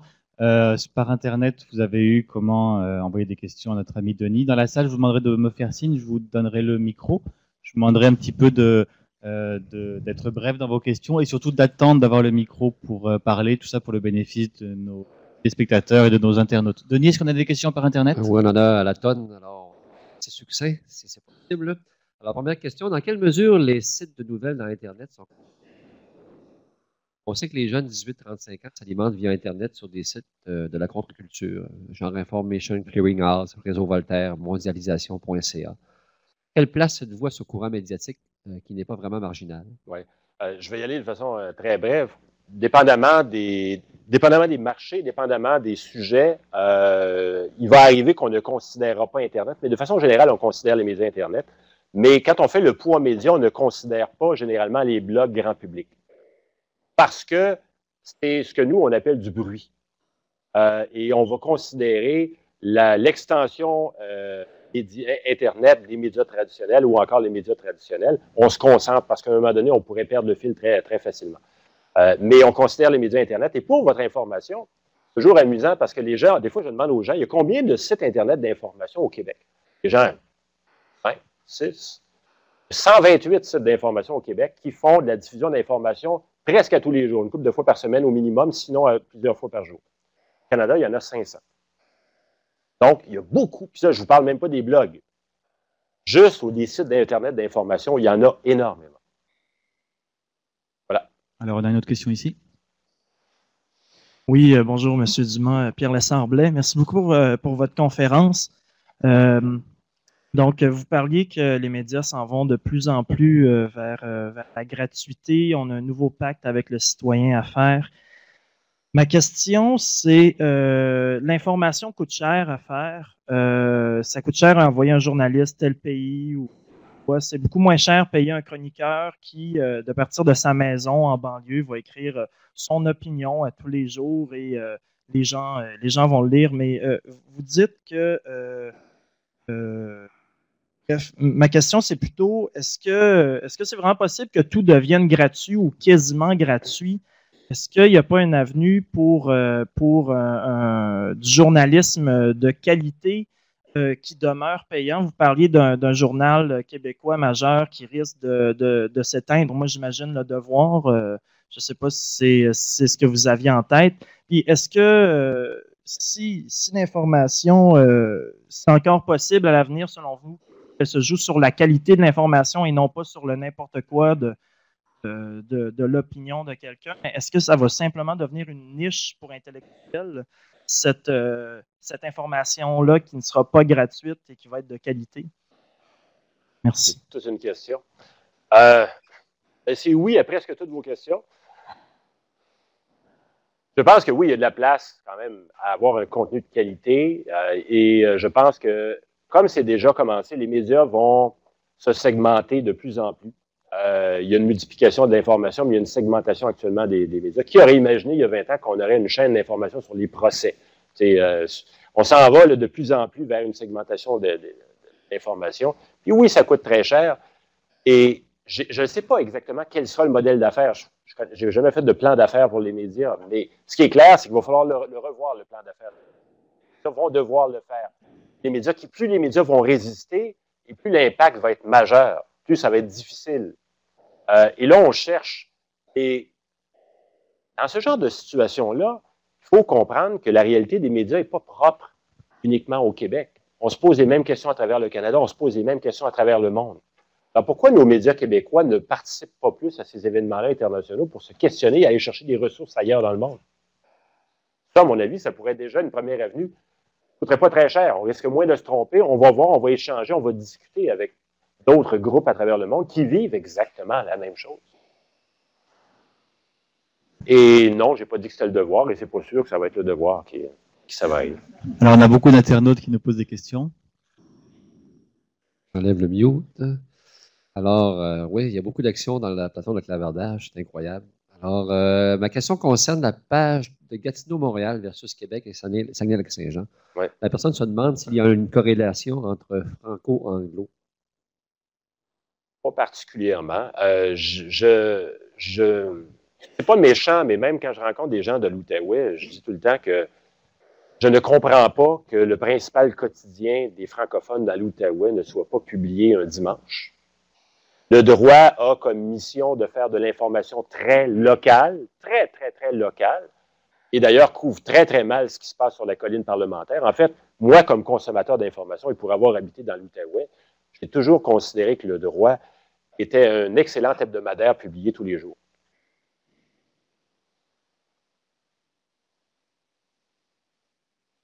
Une autre question? Oui. Est-ce que vous vous intéressez à la place des blogs dans le style des médias sur Canoë, Facebook, etc., dans votre poids de l'information? Dans le poids média, purement poids média, non. Mais on les surveille parce qu'on est intéressé de connaître les tendances au niveau des opinions. Mais on fait attention parce que beaucoup de ce qui nous intéresse particulièrement, on a défini, commencé à définir des leaders d'opinion dans ce domaine-là, dans certains secteurs, notamment dans des grappes d'intérêt liées à des secteurs, notamment dans le domaine des télécommunications, dans le domaine de l'assurance, dans différents domaines où on va identifier des groupes, des journalistes vedettes ou des individus qui sont des vecteurs, des accélérants en termes de discussion qui vont amener des sujets qui vont faire réagir. Nous, on les cible et on les surveille. Ça, c'est une chose qu'on fait. Donc, on pourrait appeler ça une forme de profilage de blogueurs, puis oui, on le fait. Comme au même titre, je vous confierais qu'il nous arrive également de faire du profilage également de journalistes, où on va être capable de définir des tendances, pas dans sa vie personnelle, ça ne nous intéresse pas, mais purement professionnellement, notamment particulièrement auprès de chroniqueurs, auprès d'éditorialistes, des tendances dans leur couverture, des positionnements à l'égard de certains dossiers, où c'est le même principe qu'on applique en marketing, où on fait du profilage de clientèle. En relations publiques, on fait un peu la même chose. On trace des profils à l'égard des journalistes, particulièrement en termes d'éditorialistes et de chroniqueurs. Alors, monsieur, vous avez une question? Oui, je veux vous remercier. Je veux vous remercier, c'était très intéressant. Moi, je suis inquiet à propos de GESCA. GESCA qui est contrôlé par Power Corporation. Tout le monde sait qu'il détient 70% de la presse écrite. On parle de la presse, le Soleil, la Voix de l'Est, la Tribune, le Nouvelliste, le Droit, le Quotidien. En passe, il y a Cyberpresse aussi. On doit-tu s'inquiéter du poids médiatique de GESCA, la presse et Power Corporation? Ça peut avoir une incidence négative sur la politique. si on regarde l'ADQ, n'était pas assisté par un média. Si je prends Journal de Montréal, tout le monde sait que bon, le PQ est pas mal en arrêt de tout ça. La presse est très fédéraliste, alors Jean Charest. L'ADQ n'a pas eu de poids médiatique, je crois, à la dernière élection. Est-ce que, la question c'est celle-ci, est-ce que un parti politique qui n'est pas assisté par un grand média pourrait arriver un jour à se faire élire au Québec? Je ne suis pas sûr que vous posez la question à la bonne personne. Il faudrait peut-être plus parler à un politicologue ou un sociologue. Mais sur le plan purement de l'inquiétude dont vous parliez, je n'appellerais pas ça une inquiétude. Je parlerais plutôt d'un souci ou d'un sens critique qu'il faut développer. Comme je vous le disais tout à l'heure, à mon avis, il faut consommer l'information en se demandant tout le temps. La première question, c'est pas la nouvelle, c'est pourquoi on me présente cette nouvelle-là? Parce que votre point est pertinent. Mais je pourrais vous en amener plein d'autres concernant le traitement médiatique, par exemple, chez Québécois, sur le traitement de l'information chez Québécois. Je pourrais vous parler des traitements médiatiques à Radio-Canada sur certains dossiers. J'ai des tonnes et des tonnes d'exemples. Alors, je ne pense pas qu'il faut être inquiet, mais il faut juste, comme le journaliste a développé professionnellement et instinctivement un sens critique, nous, comme citoyens, c'est un droit d'être informé. À mon avis, tous comme citoyens, on devrait avoir le devoir de critiquer davantage nos médias. D'avoir le devoir comme citoyen d'être toujours suspect à l'égard du traitement médiatique. Se poser des questions continuellement, c'est pourquoi on me présente ça? Pourquoi on me présente cette information-là? Pourquoi tous les médias tombent là-dessus? Il y a plein d'exemples où certains médias... Prenez par exemple une chose qui m'inquiète, les médias ne se soient pas davantage prononcés là-dessus. Il y a toute une série de politiciens se soient décidés à boycotter un journal parce qu'il y a un lockout qui est décrété. Le lockout n'est pas un acte illégal, c'est reconnu légalement, même si actuellement ils sont devant les tribunaux. Il n'y a rien d'illégal jusqu'à maintenant. Le politicien n'a pas le droit de boycotter aucun média. Il est payé par mes taxes. Il se doit de répondre aux questions de tous les médias. Mais parce qu'il y a beaucoup de journalistes qui sont très pro-syndicalistes, il n'y a pas un journaliste qui s'est ouvert les veines sur ce dossier-là. Ça aussi, ça m'inquiète. Ça c'est le genre de dossier qui m'inquiète. Quand je vois, entre autres, je donne un exemple, parlant des Jeux olympiques en Chine. Avant les Jeux olympiques en Chine, il y a plus de 95% du contenu journalistique sur la Chine qui était très négatif. On cassait du sucre sur le dos de la Chine. Les Jeux olympiques ont commencé, 93% du contenu n'était que flamboyant, grandiose, c'était juste extraordinaire. À la blague, c'est une blague, mais à la blague, je disais à certains journalistes, qu'est-ce qu'il y avait dans l'eau à Pékin? Vous suivez une cure de désintoxication en revenant pour redévelopper votre sens critique, parce que ça a pris à peu près un mois. Là, malheureusement, est survenue l'histoire de la mélamine. Là, tout d'un coup, les journalistes sont redevenus critiques à l'égard de la Chine. Et ça aussi, ça m'inquiète. Parce que des fois, le sens critique du journaliste prend le bord. Et dans ce temps-là, parce que, vous savez, il y a des alliances, il y a des groupes de médias et on n'y peut rien. Ça a toujours existé. Les journalistes tentent de conserver leur sens critique, mais quand le journaliste le perd son sens critique, ne serait-ce qu'un tout petit peu, ça m'inquiète beaucoup. Est-ce que les supports médiatiques papier ont encore un avenir, selon vous? Je pense que oui. Absolument. Je pense que encore très longtemps, les gens ont besoin de ça. C'est bête, mais de toucher la sensualité du document, du papier, les gens ont besoin de ça. Et je pense que ça va rester là encore longtemps. Sauf que le média, l'épaisseur du journal, la façon dont le journal est présenté, ça va être appelé à se transformer, ça c'est clair. Qu'est-ce qu'un organisme qui a peu d'argent pour embaucher une firme de relations publiques peut faire pour diffuser ses communiqués et obtenir un poids média intéressant? D'avoir une nouvelle intéressante à raconter. D'abord, c'est que nous, on ne fait pas de relations publiques, mais à mon avis, on voit très souvent, et même trop souvent, des gens qui envoient des communiqués, même des grandes organisations, et surtout, ça me surprend, des organisations publiques qui font de la pollution médiatique en envoyant des tonnes et des tonnes de communiqués de presse. Je me souviens, moi-même, ayant déjà travaillé, je ne vous dirai pas lequel, mais dans un ministère fédéral, on envoyait à tous les jours des tonnes de communiqués de presse, dont un, entre autres, c'était l'inauguration d'une plaque dans un parc au Yukon, qu'on envoyait coast to coast dans tous les médias canadiens. Il n'y avait même pas la moitié d'une mention de médias, mais on envoyait ça systématiquement à tout le monde. Il ne faut pas se surprendre qu'à un moment donné, il y a du bruit, et à un moment donné que les médias se désintéressent de certains dossiers ou qu'il y a certains dossiers qui passent dans le beurre. Parce qu'à un moment donné, les gens, il n'y a plus de discernement. Oui. Alors, vous avez dit que au niveau du Québec, dans les moyennes, les gens s'intéressent beaucoup moins aux actualités internationales que dans le reste du monde. Les médias québécois. Les médias québécois. Qu'est-ce qui fait en sorte que les médias québécois s'intéressent moins aux nouvelles internationales que justement partout ailleurs dans le monde? Les médias, absolument, s'en sortent en disant que c'est parce qu'ils n'ont pas de budget. Mais le plus petit des pays insignifiants dans le monde, généralement, s'intéresse pas mal plus à ce qui se passe auprès de ses voisins que nous. Puis je ne vous parle même pas des pays limitrophes, je vous parle même du reste du Canada. Est-ce que c'est en raison de la langue? Est-ce que c'est... ça pourrait être intéressant de poser la question à un sociologue un jour. Est-ce que c'est en raison de notre culture, de notre histoire? Je ne le sais pas. Mais on est très fermé, on est très Québec-centrique, très nombriliste en termes d'information. C'est notre petite réalité. C'est nos petites affaires, c'est ce qui se passe chez nous, à moins qu'il y ait beaucoup de morts, à moins que ce soit sensationnel, à moins qu'il se passe de quoi de majeur. Il faut qu'il y ait énormément de morts pour qu'on s'intéresse à des catastrophes ailleurs dans le monde. On parlait tout à l'heure de l'écrasement l'écrasement d'avion aujourd'hui. Je vous mets au défi de lire dans les prochains jours ce qui va se dire là-dessus. On va en parler demain, il va y avoir une couple de mentions dans les journaux, et vous ne verrez pas beaucoup de reportages là-dessus après-demain.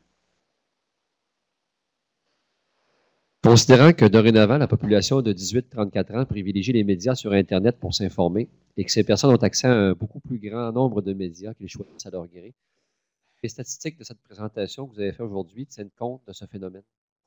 Non, évidemment, les statistiques que je vous donne considèrent que c'est un instantané de ce qui se passe dans les médias maintenant, ou cette année, ou en 2008. Mais c'est clair que ça va être appelé à se transformer. Déjà, depuis qu'on collige ce genre d'informations-là, ça s'est transformé dans les dernières années. On a remarqué des tendances haussières en termes d'information. Et c'est clair que ça va être appelé encore à se transformer encore plus rapidement dans les prochaines années. Monsieur, vous avez une question? Roger Clavette, ancien journaliste, ancien député, ancien coopérant volontaire en Afrique et aujourd'hui communicateur, relationniste. Vous avez mentionné tout à l'heure, M. Dumas, les tendances d'avenir en disant qu'il y avait peut-être, on allait voir une spécialisation des journalistes vers l'analyse et la chronique. Enfin, c'est ça. On entendait bien analyse plutôt que commentaire. Est-ce que c'était voulu ou on doit prévoir? Il y a de l'analyse, du commentaire et de la chronique, à mon avis, il y a un peu de tout ça. D'ailleurs, aujourd'hui, on aurait beaucoup de mal si, ensemble, on prenait tous les journalistes qui font de l'analyse, de la chronique, du commentaire, de l'éditorial et de les démêler. Parce qu'il y a de plus en plus une espèce de mélange. Il y a de plus en plus de journalistes qui font du commentaire. Et vraiment, on commence à mélanger un peu tous les styles. Donc, c'est un peu tout ça. Et à mon avis, on va aller de plus en plus vers ça. Les jeunes journalistes vont peut-être aller chercher de la nouvelle et les plus anciens vont faire du commentaire. Aux tendances poids média culture, vous disiez que c'était une tendance un petit peu à la baisse. Est-ce qu'aux dernières élections fédérales, on a noté le même phénomène ou plutôt une remontée de la popularité de la culture? Évidemment, au Québec, le principal thème le plus médiatisé dans la dernière campagne électorale fédérale a été la culture. Ça a été excessivement important. Cependant, ça fait partie d'un des thèmes les moins médiatisés dans la campagne provinciale. Vous voyez, c'est un paradoxe. Deux grands thèmes qui ont dominé énormément la campagne fédérale, l'environnement et la culture, ont été deux des thèmes les plus absents au Québec. Comme si ça s'était passé dans des pays différents, comme si ça s'était passé dans des époques différentes, alors qu'il y a eu un mois seulement entre les deux campagnes. Dernière question. René Lévesque, qui était un ancien député, un ancien journaliste, est-ce qu'il serait embauché aujourd'hui et recruté par qui pour faire de l'information? C'est une très bonne question. Je vous demanderais peut-être de me laisser un peu de temps pour y penser. Oui. En passant, d'abord, une des grandes qualités de René Lévesque, c'était un vulgarisateur et qu'il était intéressant. C'était un gars qui avait une très, très, très grande connaissance horizontale, mais en même temps de très forte verticale, où il pouvait être très intéressant et il vulgarisait très bien. Mais je vous mets aussi, je ne veux pas me sortir de votre question, je n'ai pas la réponse complète, mais je vous amène également sur une autre piste. Nous, on a développé un réflexe chez nous. À chaque fois qu'un politicien ou quelqu'un dans les médias dit toujours ou jamais, on a comme une sonnette d'alarme. On devient suspect. Je vous raconte un exemple. Avant la dernière campagne électorale, Stéphane Dion, je ne sais pas si vous vous souvenez de l'histoire de Green Shift, de virage vert. Il y avait une mise en demeure que le Parti libéral a reçue, et Stéphane Dion a dit, c'est une expression que tout le monde utilise depuis toujours à travers le monde. Il a dit toujours, on va aller vérifier. À travers le monde, dans 160 pays, pendant une année, il y a eu 15 articles de journaux qui mentionnaient le mot Green Shift. Alors maintenant qu'on a la possibilité de faire ça, on se méfie toujours des médias, pas juste des politiciens, mais des médias et des journalistes quand quelqu'un fait une déclaration absolue. Il dit c'est toujours ou c'est jamais. Toujours faire attention. Sur Internet encore? Jusqu'à quel point le phénomène de concentration des médias nuit-il, selon vous, à la qualité de l'information et à l'intérêt public? Que faudrait-il pour rétablir la situation? Que faudrait-il faire pour rétablir la situation? En fait, je pense que quand on parle de concentration, on parle de polarisation, entre autres, dans le traitement de l'information. C'est que les médias font un peu tous la même chose dans le même angle. Et les médias ont tellement peur d'être à côté de la cause qu'ils vont hésiter à innover, ils vont faire comme leurs concurrents. Je vais vous raconter une autre histoire. Les premières années qu'on a commencé à sortir nos rapports, on sort un rapport hebdomadaire. Chaque semaine, on sort le poids le top 5, des nouvelles les plus médiatisées. Vous pouvez entre autres le voir, c'est diffusé sur le site infopresse.com le mardi. Et on l'envoie aux médias. Et à un moment donné, de semaine en semaine, je recevais des appels, les journalistes, pouvez-vous m'ajouter à votre liste de distribution? Oui, bien sûr. À un moment donné, un journaliste, je dis, non, curiosité, vous ne diffusez jamais mon top 5, pourquoi vous voulez l'avoir? C'est parce qu'on veut se comparer à nos concurrents. On veut savoir, comparer nos priorités de la semaine avec le marché de l'information, voir si on était sur le beat ou à côté. C'est tellement important pour les médias, la concurrence est tellement forte, on veut tellement être près des autres qu'on a peur d'être différent. Si on prenait chacun des médias, je pourrais vous assurer qu'à peu près jamais le top 5 d'un média serait différent de l'autre. Et pourtant, pourquoi ça serait pareil? Pourquoi il faut absolument que ça soit identique? Une des forces d'une société, c'est la disparité des opinions. C'est la différence dans le traitement de l'information. Les débats d'idées. Au Québec, on ne débat pas beaucoup des idées. Nos médias traitent beaucoup l'information de la même façon. On est très soft dans notre traitement de l'information. Et là, ça serait quoi la solution? Ben, la solution va venir de vous, les citoyens, elle ne viendra pas des médias. Dans votre façon de consommer de l'information, dans votre façon de voir, d'analyser, de critiquer les médias, c'est vous qui allez changer les choses. Jamais les médias vont changer d'eux-mêmes. Jamais.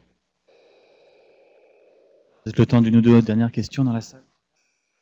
Bonsoir. On a parlé de la convergence des médias avec Power Corporation, également avec Québécois. Est-ce qu'on s'en va aussi vers la multiplication des tâches? Je m'explique. Le même journaliste qui travaille à Québécois à TVA va maintenant être le journaliste qui va travailler au Journal de Montréal, va être le même journaliste qui va faire les textes sur Internet. Est-ce qu'on s'en va vers ça? Ce qui est clair, c'est qu'on n'a qu'à lire le journal pour répondre à votre question, parce que c'est très exactement ce vers quoi on s'en va. C'est quand même inquiétant, ça. Oui. En même temps, ce qui est inquiétant, c'est de voir qu'en faisant ça, en fait, ce qui m'inquiète le plus, c'est pas ça. Ce qui m'inquiète le plus, c'est de voir très souvent la seniorité des journalistes en poste d'autorité qui diminue. Et qui va faire en sorte, à un moment donné, qu'on va se retrouver comme en une sur l'Internet d'un des quotidiens gratuits à Montréal avec une grosse bêtise comme on a vu cette semaine concernant l'arrestation de joueurs du Canadien de Montréal. Ça a été fait par accident, ça a été enlevé, ça a été corrigé, parfait. Mais c'est un accident parce qu'on manquait de seniorité à ce moment-là auprès des gens qui géraient la nouvelle au pupitre. Donc, c'est en faisant ça, avec la transformation, c'est pour ça que les salles de presse doivent être très vigilantes. C'est de perdre la seniorité nécessaire pour maintenir la qualité d'information. Parce qu'on a d'excellents journalistes, on a d'excellentes salles de nouvelles dans la plupart des médias. Mais à un moment donné, avec la transformation, à un moment donné, il faut maintenir le même niveau de qualité. Oui, il faut recycler, il faut continuer à améliorer, amener du sang neuf, mais il faut en même temps maintenir l'équilibre et d'avoir de la seniorité, d'avoir du personnel de qualité en poste pour éviter des dérapages. Par exemple, si on parlait de crise, quand on parle de crise, au Québec, la couverture d'événements de minute en minute, c'est là qu'on voit le plus grand nombre de dérapages. L'incident Jonathan Patrick Roy, qui est arrivé une journée où il y avait un quotidien qui était publié au Québec, la nouvelle a été couverte de la même façon qu'on couvrait Virginia Tech ou le 11 septembre 2001. Le même texte, lorsqu'il y a une crise, lorsqu'il y a une catastrophe, le même texte est répété en moyenne 18,8 fois dans les médias d'information continue. C'est exactement le facteur de répétition qu'on a retrouvé dans l'incident Patrick et Jonathan Roy. Alors que ce n'est pas une catastrophe. C'est juste que c'était un congé férié, il y avait un journal publié au Québec et tout le monde est tombé là-dessus. Il n'y avait rien d'autre dans les nouvelles cette journée-là. Je vous parlais au début des émissions du matin qui utilisent beaucoup les journaux. Là, il y avait un journal, il y avait une nouvelle. On a joué celle-là toute la journée. Est-ce qu'on s'en va vers des médias de qualité ou des médias de quantité dans la nouvelle? Il y a d'excellents journalistes, d'excellents dossiers, mais c'est sûr que la quantité prend de plus en plus de place. On fait de l'analyse quantitative chez nous. Bien, le quantitatif prend de plus en plus de place, même dans le volume d'informations, le volume de nouvelles qui est disséminé, ce qui est clair.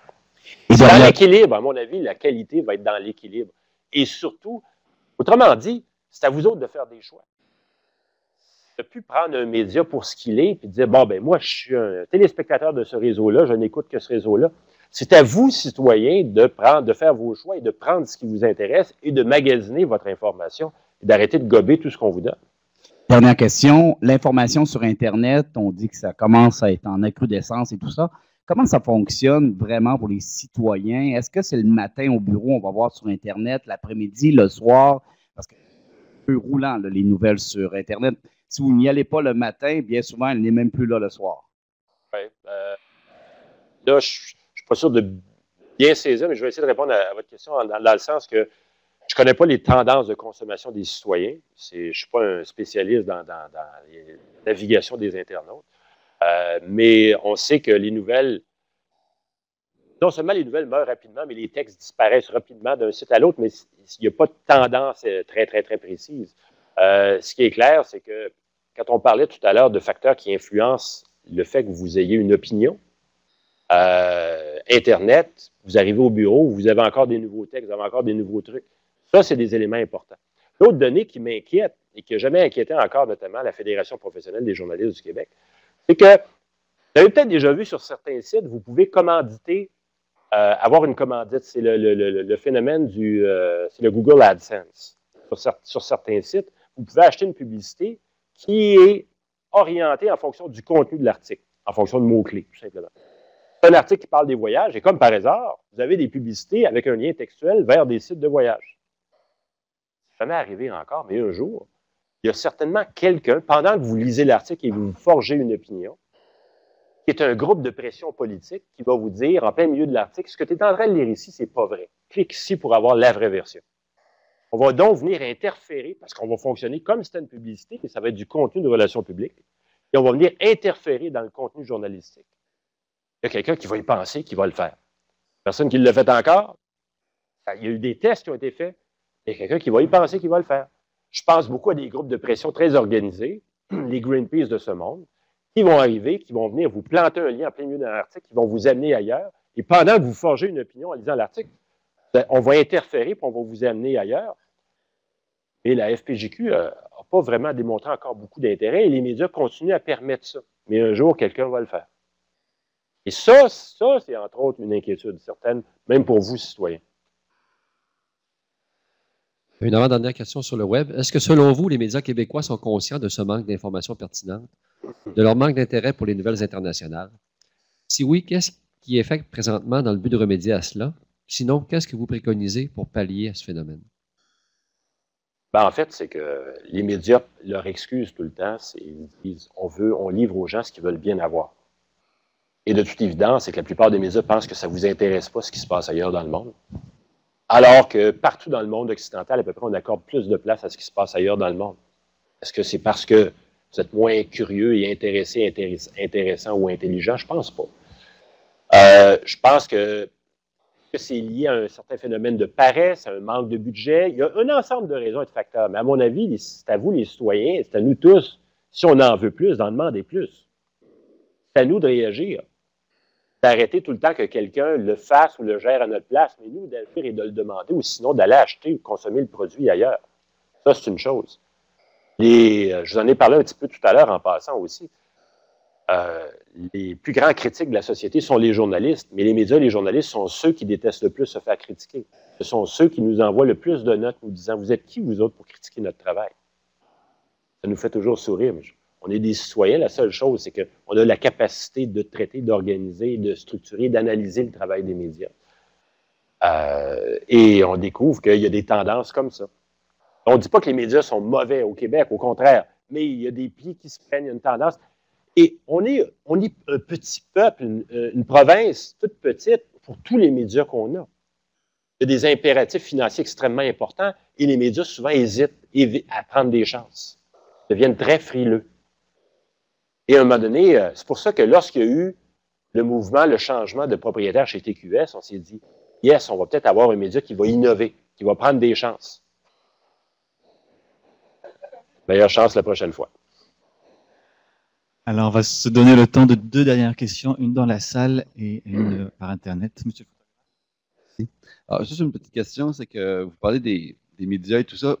Quand vous faites le cumul des pourcentages que les médias, bon, la télévision et tout ça, où se place ce que moi j'appelle l'Internet imprimé, là, comme le 24 heures puis le métro? Est-ce que c'est considéré d'une façon importante ou comme ça ressemble à Internet, est-ce que c'est considéré comme un journal ou? Non, c'est un journal. C'est un journal, c'est qu'on va lui donner des valeurs différentes, dépendamment du positionnement de la nouvelle dans l'intérieur du journal. Et c'est clair qu'on donne une nouvelle qui sort dans le métro, on ne lui donnera pas la même valeur qu'une nouvelle, par exemple, qui sort en une de la presse. On va pondérer ces valeurs-là. L'éclair de Charlesbourg, même si c'est la une, c'est pas la même valeur que la une du Journal de Montréal. C'est 2 unes pourtant. On va venir pondérer ça pour être plus juste. Et on a raffiné nos techniques. La première génération de nos calculs, au début, on ne faisait pas de pondération. Maintenant, on s'est mis à faire des pondérations parce qu'on s'est dit, c'est pas logique de donner la même valeur à toutes les mentions. Dernière question d'ordre général. Les magazines en tout genre sont aussi des médias. Quel est votre avis sur ces médias?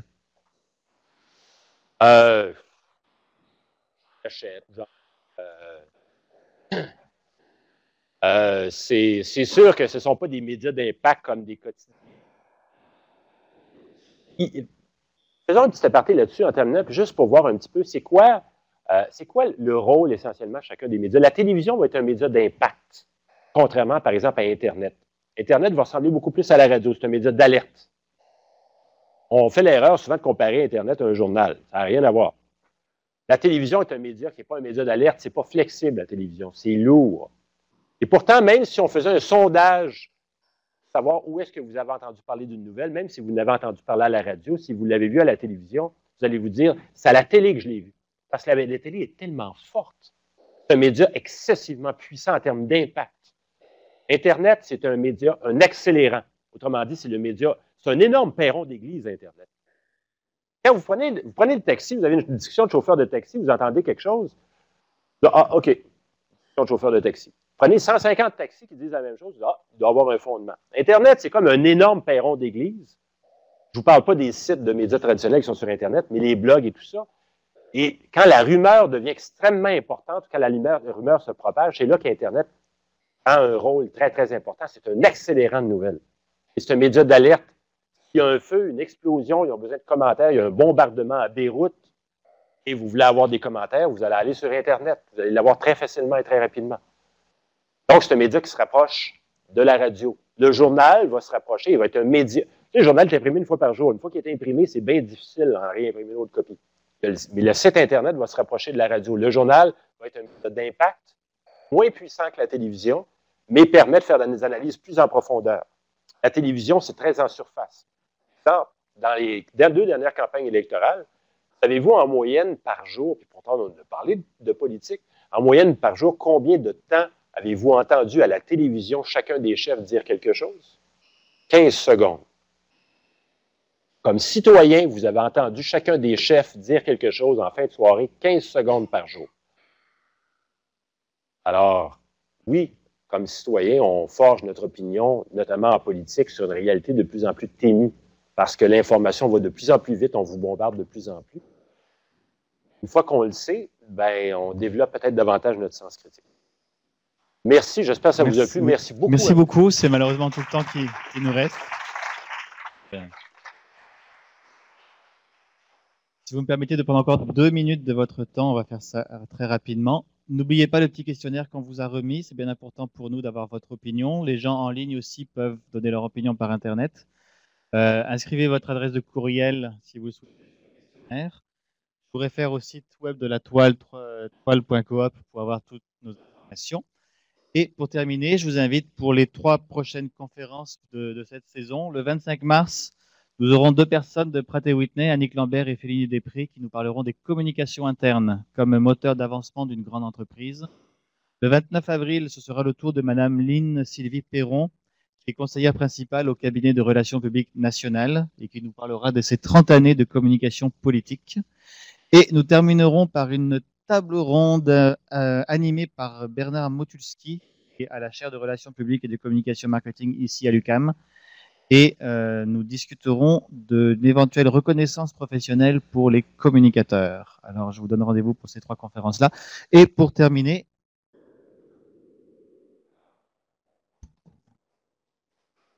vous voulez bien piger un petit papier d'une personne qui pourra nous rejoindre à la prochaine conférence. Mathilde Bédard. Est-ce qu'elle est là? Juste à venir. Bravo. À la fin. Merci beaucoup.